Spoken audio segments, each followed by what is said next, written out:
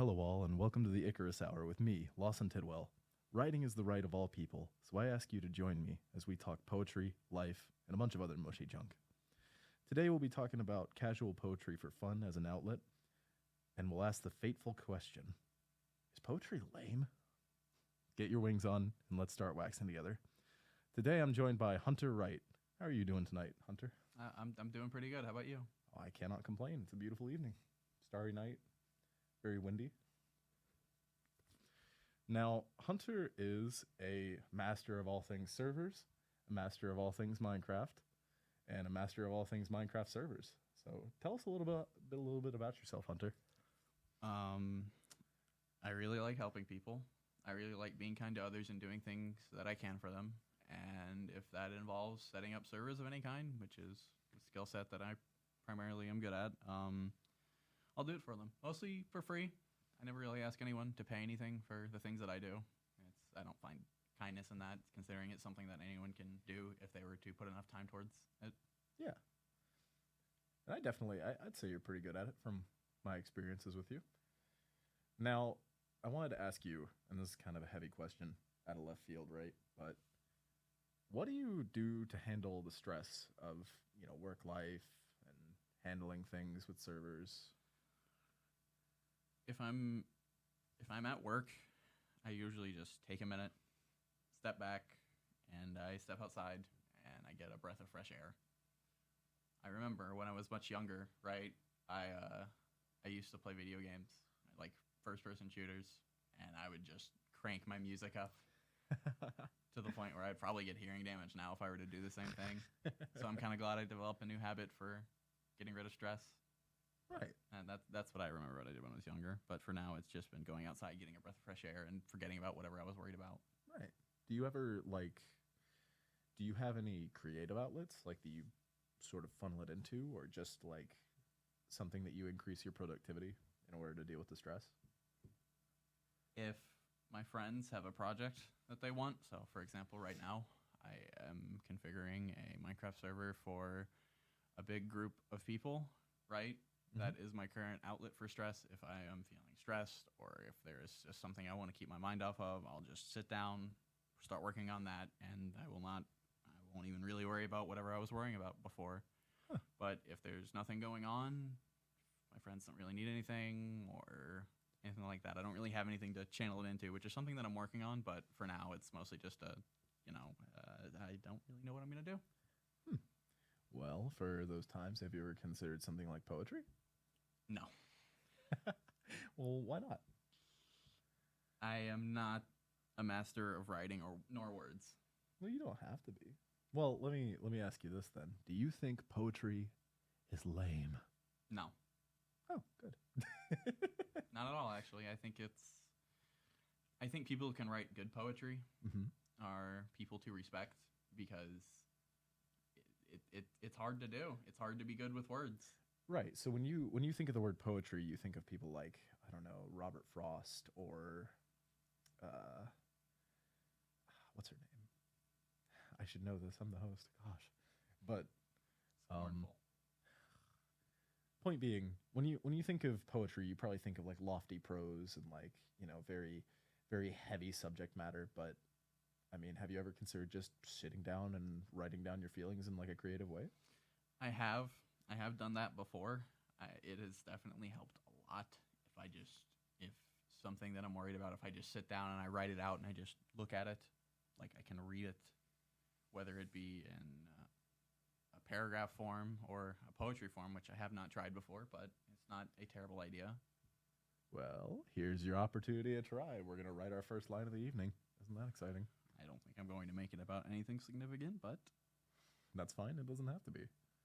You can write about anything you want. You can write about what you had for lunch.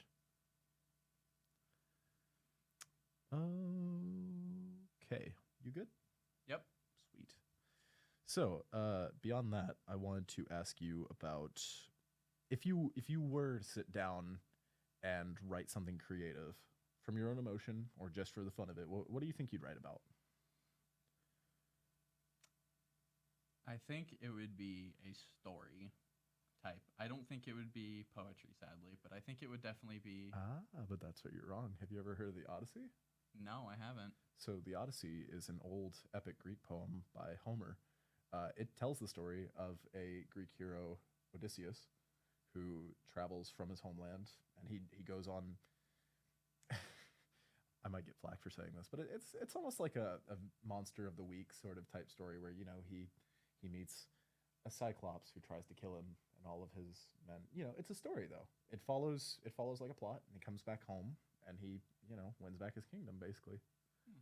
So it's not out of the realm of plausibility that you could write a very creative, either fictitious or non-fictitious story through the medium of poetry. I suppose, but I'll look into it. I guess I've never really considered doing something like that. Really? Well, do you think there's any reason for that? Do you think I think what I'm trying to ask is, have you ever felt as though poetry is a medium that's like too high of a bar? Yes, actually, that is definitely what it is because I think while it may be incorrect objectively, personally, from the way I view it, I think poetry is harder than just writing in general.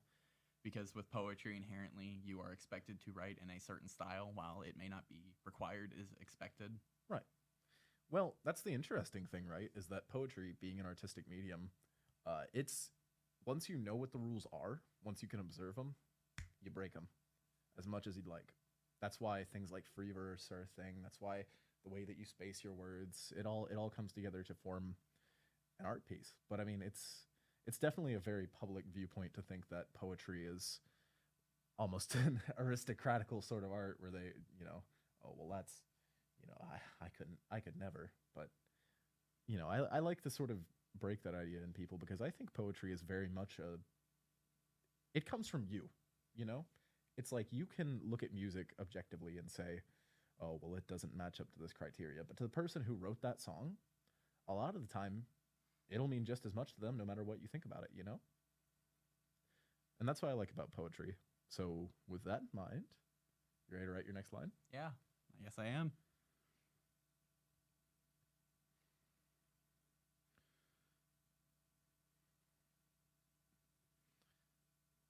Okay. I'm ready. Got yours? Yep. Perfect. Okay, so besides the sort of stigma, have you ever felt like you just aren't up to the task of writing? I find it very easy to write something that I'm very emotionally attached to.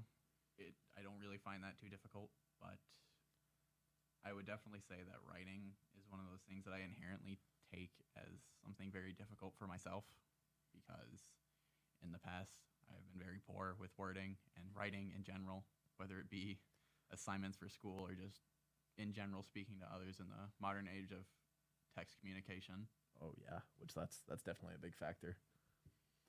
But do you think that, because I personally have a belief about this, but do you think that writing poetry and other artistic forms of, writing, do you think they can have a good positive impact on the way that you communicate with others? Yes, absolutely. You can read something and think, wow, that is actually very enlightening. I could use that in my Right. own forms of conversation, and I feel like that would apply to, most of my modern conversation. But more to like the this is gonna sound a little silly, but more to the soul of it. Do you think that it sort of trains your empathy to be a little stronger? Because I definitely think from a personal experience that writing poetry at all, it sort of opens me up to be a little more emotionally vulnerable with others, and I think that helps to promote a sort of healthier form of communication between me and them. I suppose that is true. It definitely makes you look at people as more in it sounds silly, but more of a people light. Right. Because I think that's something that a lot of people forget nowadays is that people are people who feel things. Yeah, and that's definitely, I think, and I think you'd agree with me on this. That definitely comes as a side effect of just how instant and commodified communication is in an era where you can talk to anybody, anywhere, anytime.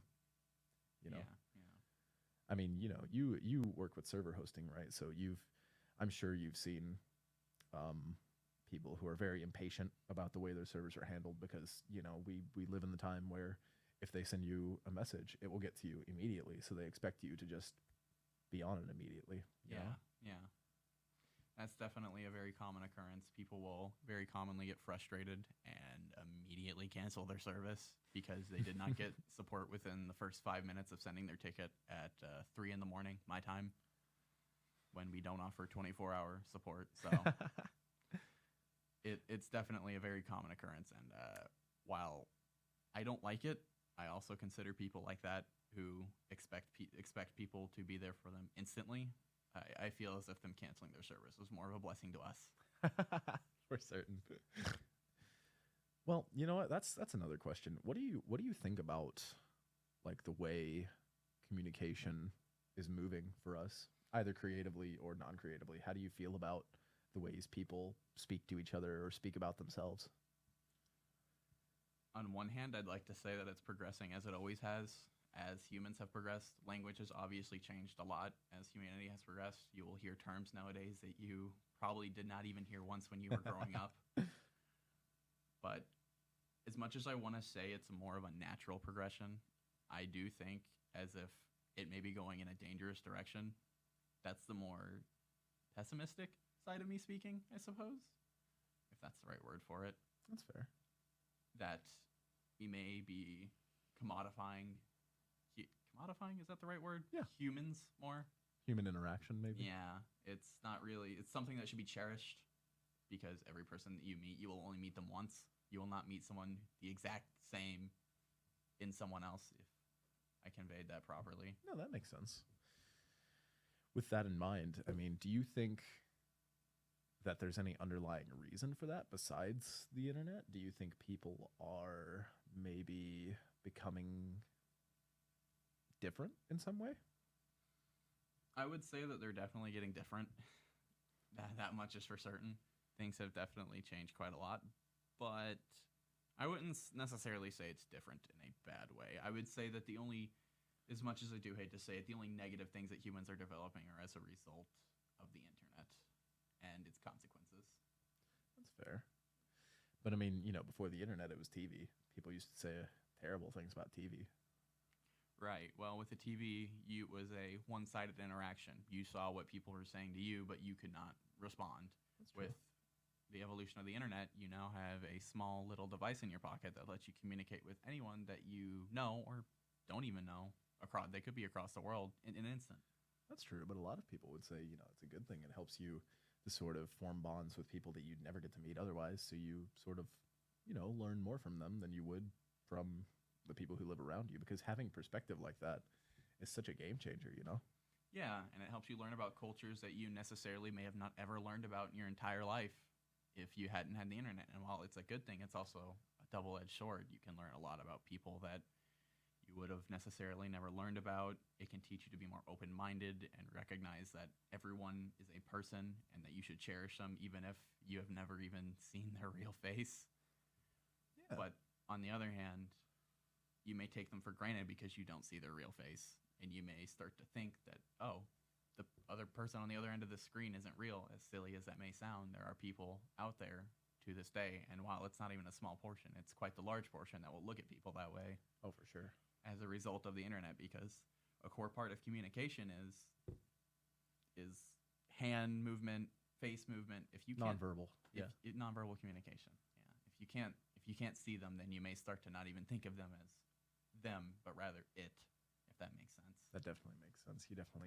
They become sort of just an entity. With that in mind, it's time for our next line. All right.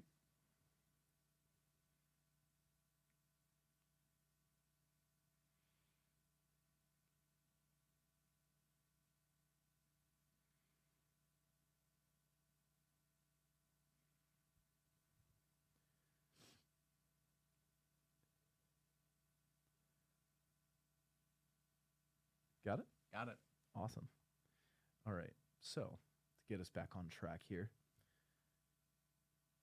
do you think, in general, that people would be better communicators if they were more motivated to engage in creative outlets like, music and writing? Yes, I feel as if everyone should at least look into one of the more creative mediums as a hobby or a side project. I would also consider things like woodworking, metalworking, So forging. crafts. like with any your hands. any crafts that you can, make something physically out of. Right. I would consider that Well, more of a creative medium as well. In its own sense, isn't that an art? I would say so. You can definitely create the most beautiful table or create the most beautiful sword that you can think of, or knife, or whatever. You can make a work of art with metal or wood or almost Or anything with that words, matter. maybe? Oh, definitely words. Well, of the forms of creative expression, what do you think is the easiest to break into? That's definitely a difficult one. But if I were to give an objective answer, I would definitely say it would be being an artist. Anyone can do that as long as they have a pen and paper. And if you do it enough, even if you may think that your own art is bad, someone may look at that and be like, wow, that's one of the most beautiful things that I've ever seen.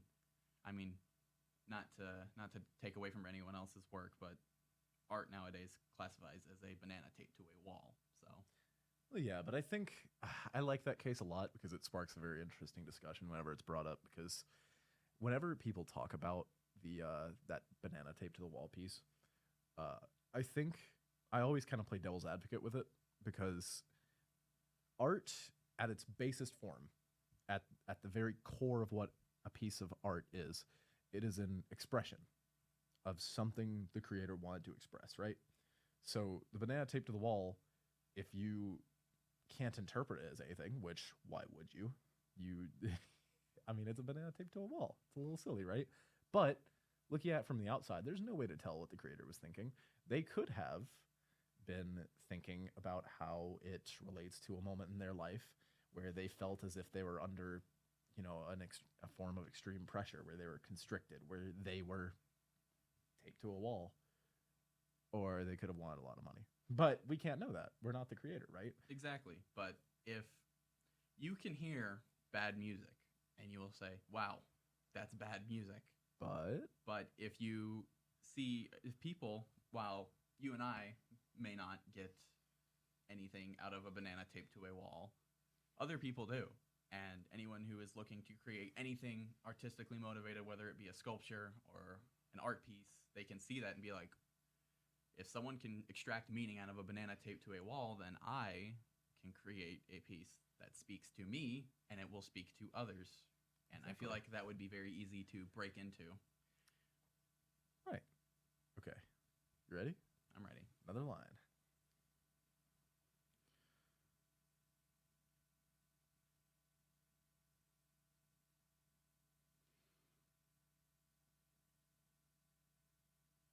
All right. I'm thinking maybe 2 or 3 more lines. Sounds good to me. So until then, I wanted to kind of circle back to something you said earlier about how you thought drawn art, like artistic art, for lack of a better term, is the easiest to break into. You mentioned that, the only things you need are like a paper and pen. Well, this being the Icarus Hour podcast, I'd argue that poetry is just as simple. I mean, if you have a piece of paper and a pen and you have a brain that's full of words, you can put them all out there, I would definitely agree. It would be very easy, but on the same hand, there are works of fiction I'm sure you have read, whether it be online or in a book, that you have just thought, this sucks. Like, it was just really bad. And you were probably not alone in that. And there are definitely some works that are quite unanimously thought of as jokes, or not really a work of literature or art, but rather just something that people mock and laugh at. Right. And with art, I personally have not seen things other than obviously the banana taped to the wall, but even then people extracted enough meaning to pay quite the sum of money And for that's it. So that's what I was going to say, is that it circles back around to that, because though, you and I may have seen some silly things written out, I mean, to the person who was writing them, they it meant either something. were silly intentionally, because, it's not wrong to see, poetry or fictional writing as a form of entertainment, because you can write it just to entertain yourself. I mean, I do it often. It sounds a little egotistical, but sometimes I'll write something and then come back and look at it a couple weeks later and be like, What was I thinking? You know, with that in mind, I'm going to write another line. Alrighty.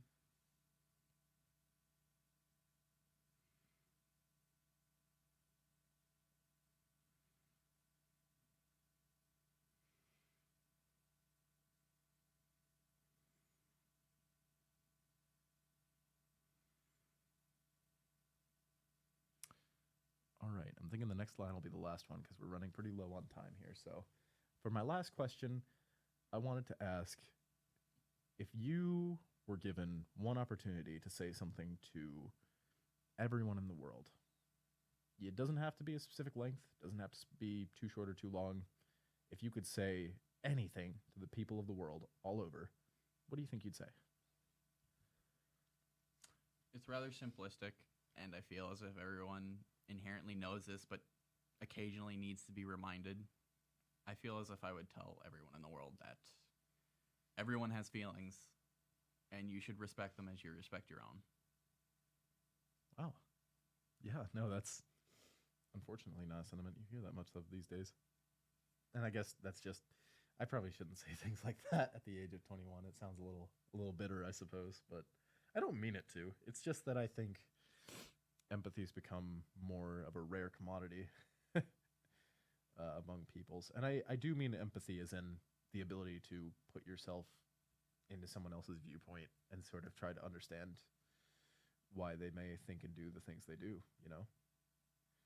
I think too many people look in from the outside and ascribe something to the person based on what they know and what they think and say, well, that's probably just what it is, and then move on. And I'm not innocent of that either. I do that all the time with people I meet on the street, with people I see on the internet.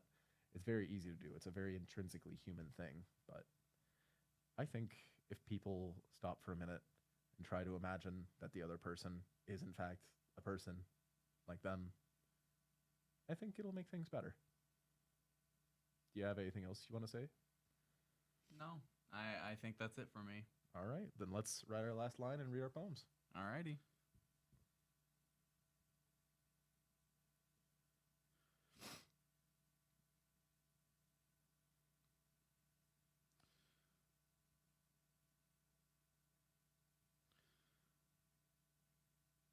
All right, you want to read yours first?